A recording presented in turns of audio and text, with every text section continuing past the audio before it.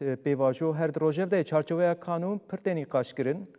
Gelek alî ser vê mijarê nîqaş dikin, tê payîn ku îro bi partiyên siyasî re were parvekirin. Ev agahî çavkaniyên Dem Partiyê dibêjin hatiye parvekirin.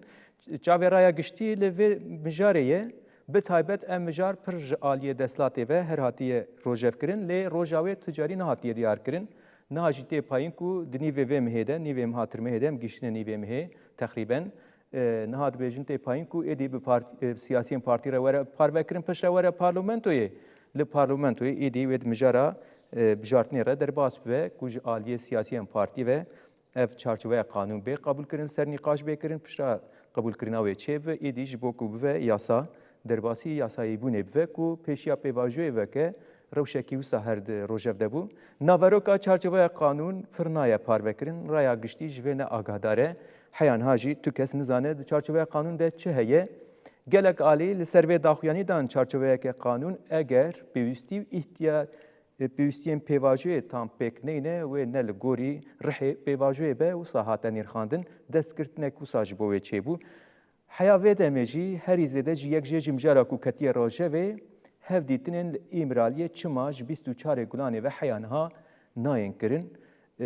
Beriya demekê berdevkê Dem Partiyê Berdevka Dem Partiya Ayşegül Doğan jî mêvana me bû, me ev yek ser jê pirs kiribû. Gotin gelek cara ser lêdan lê çêbûye, lê divê milî de ji aliyê deslatê ve ji aliyê devletê ve aliyekî wisa bersiveke erenî nehatiye dayîn ji bo ku li îmiraliyê hev dîtin çêbin, mijarekî wisa di rojev de bû. Ev demeke van mijaranî niha derdkevin pêş di mijarên nîqaşê ne. Wê rojeva me servana hanê berdewam bike, çavê raya giştî wê li kabîneya, civîna kabîneya Serokkomariyê be ku niha dibin serokatiya Erdogan de kom bûye, agahiyên ku di derbarê civînê de bên parvekirin, ez bawerim demên pêş de wê ji raya giştî re li pêşberî raya giştî mijara civînê de çi hatî nîqaşkirin wê bên parvekirin. Gelo di çarçoveya kanûn de çi gavê bên avêtin, wê ji nêz ve em mijar jî bê şopandin. Em derbasî eger mijara me din amade be, mêvanê me heye gelo mêvanê me ê derbarê mijara Iraqê de.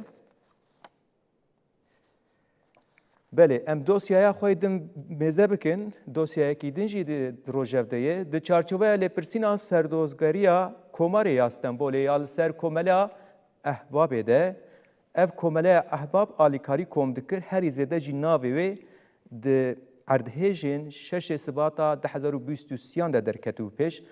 Di derbarê berpirsê wê komeleya Ehbabê de, derbarê hunermend Haluk Levent de biryara binçavkirinê hat dayîn.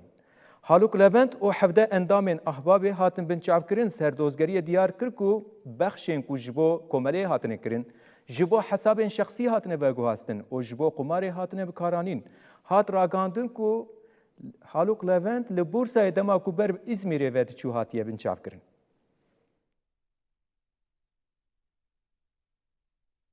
Di çarçoveya lêpirsîna ku serdozgeriya Komarê ya Stenbolê li dijî komeleya Ehbabê di Meşînê de ji bo hunermend Haluk Levent biryara binçavkirinê hat dayîn. Dozger wekî hincetên fermana girtinê binpêkirina qanûna komeleyan, şiştina mal û milkên ji suç hatine bidestxistin û endamtiya rêxistinekê nîşan da. Levent ji ber cezayê datwerî bi qasê 7 milyon lîre ku lê hatiye birîn, daxuyaniyekê wî ya îstîfayê ji serokatiya Ehbabê û îddiayên li dijî wî di rojevê de ye. Haluk Levent di meha Hezdanê de ji ber derxistina çekên bê serûber bi qasê 7 milyon lîre cezayê pereyan lê hat birîn. Dadgehê her wiha biryarek li dijî wî da û qedexe kir ku çek derxe û hesabên çek ên nû veke. Piştî biryarê Levent diyar kir ku diravdanên têkildarê çekên ku mijara gotinê ne ji nû ve hatine plankirin û ti zehmetiyek tune ye. Piştî vê pevçûnê Levent eşkere kir ku ew bi piskirêkên tenduristî re rûbirû ye, ragihand ku ew ê piştî temamkirina pêvajoya vêkolîna darayî ya îsal ji serokatiya Ehbabê dest ji kar berde. Komeleya Ehbab piştî daxuyaniyên rojnamevan Fatih Altaylı yên li ser bexşên ku piştî erdhêjin 6 Sibata 2023 yên Mereşê hatine berhevkirin wê dawiyê dîsa ketiye rojevê. Di nivîsa xwe de Altaylı ji xwendevanan re bibîrxist ku Ehbab di dema erdhêjê de bi qasî 158 milyon dolar bexş berhevkiriye.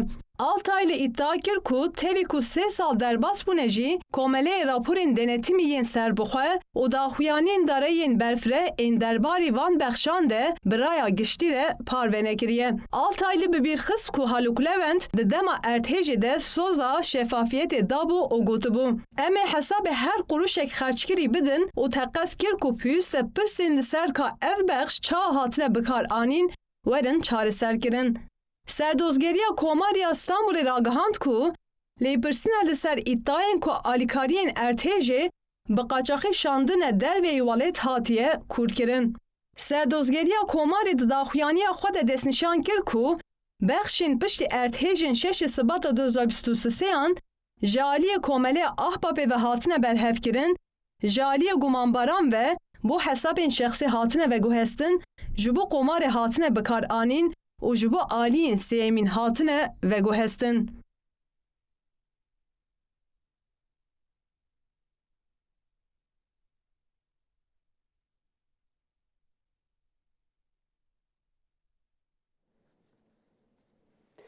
Eger îdayên ku di derbarê vê Komeleya Ehbabê de rast bin, bi vî şêwazî tiştê ku tên ser ziman hat di meseleya lêpirsînê de ye, di dema erdhêjê de ev kesê ku bi navê Haluk Levent berpirsê vê Ehbabê ew meseleya hilbijartina ku ew qas kes dibin kavilan daman mexdûr bûn rewşekî pir xirab çêbû li bajarên Bakurê Kurdistanê û Tirkiyê di 6 Sibata 2023 de erdhêjekî mezin ku çêbû li ser wê mexdûriyetê ew qas alîkarî komkirin, bexş komkirine niha jî tiştên ku tên gotin mijarên pir girîngkin vane hanê ji bo mezeleyên qumarê bikar anîne di navbera xwe de dabeşkirine xwestine derxînin derve wî baxşî mevleyekî mezin e reqemê ku tên behs kirin.